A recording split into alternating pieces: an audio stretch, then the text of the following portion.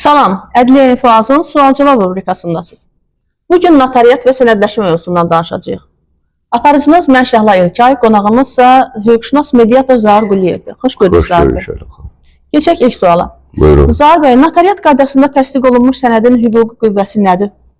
Təbii ki, notarial qaydasında təsdiq olunmuş sənədin %100 hüquqi qüvvəsi var, amma bəzən notariusla bağlanmış müqavilələr, təsdiq olunmuş sənədlər də məhkəmə qaydasında ləğv oluna bilər və yaxud da etibarsız sayıla bilər ki, təcrübədə buna çox nadir hallarda rast gəlirik. Bunun üçün hüquqi bir əsas olmalıdır. Yəni, həmin deyək ki, müqavilə, misal üçün alqı-satqı müqaviləsi bağlandığı zaman tərəflərdən kiminsə və yaxud da deyək, əmlakın alqı-satqısı ilə bağlı bir müqavilədir.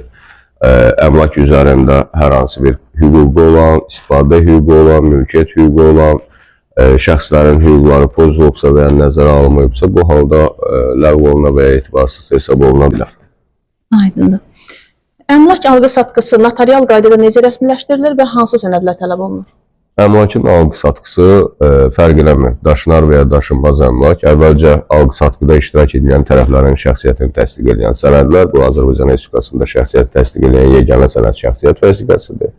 Eyni zamanda əmlak üzərində mülkiyyət hüququnu təsdiq edən sənəd, misal üçün əmlakın, daşınmaz əmlakın çıxarışı və yaxud da avtomobildirsə onun texniki pasportu.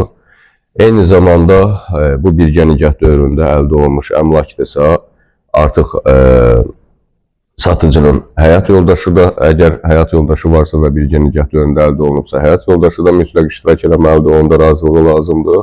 Və daşınmaz əmlaklarda, mənzillərdə və s. istifadə hüququ olan, qeydiyyatda olan, daimi pasport qeydiyyatında olan və ya məhkəmə qaydasında həmin əmlakda istifadə hüququ müəyyən olmuş şəxslərin də razılığı lazımdır. Aydındır. Etibarnamə verərkən nəyə diqqət edilməli və bu etibarnamə hansı hallarda qüvvədən düşür? Etibarnamə verərkən mütləq mənada diqqət etmək lazımdır ki, hansı iş üçün, hansı hüquqi proseduru həyata keçirmək istəyiriksə, məhz etibarnamənin mətnində həmin səlahiyyətlər verilməlidir. Yəni, artıq səlahiyyətlərin verilməsinə zərurət yoxdursa, bunları verməkdən çəkinmək lazımdır, qeyd eləməkdən mətndə çəkinmək lazımdır.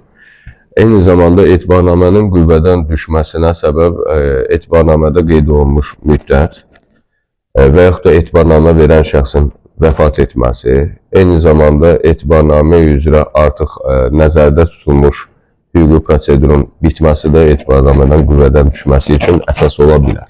Aydındır. Çox sağ olun, təşəkkür edirik suallarımızı cavablandırdığınız üçün. Dəyərli izləyicilərimiz, hüquqi suallarınızı Ədliyyə İnfoazın Facebook səhifəsinə və ya 070-222-91-39 WhatsApp nömrəsinə göndərə bilərsiniz. Seçilən suallar növbəti buraxılışlarımıza cavablandırılacaq. Mövzu ilə bağlı fikirlərinizi rəy bölməsində yazın. Əgər sizin də hər hansı bir hüquqi probleminiz varsa, mütləq bizimlə əlaqə saxlayın. Biz sizi hüquqşünasımız Zaur Quliyevlə əlaqələndirəcəyik. Hüququnuzu bilin ki, heç kimsə onları pozmağa cəsarət etməsin.